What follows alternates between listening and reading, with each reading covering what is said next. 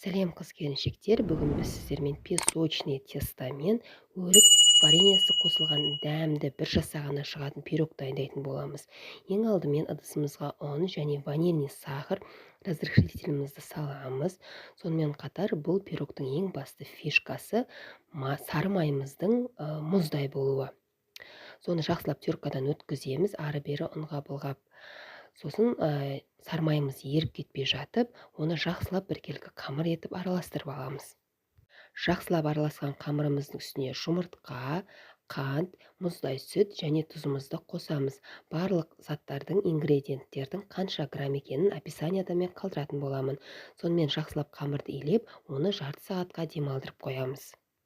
Демалған қамырымызды төрттен бірін бөліп аламыз. Ол бөлігі біздің пирогымыздың бетін әсемдеуіміз үшін керек болады. Қалған пирогтың үштен төрт бөлігін қамырын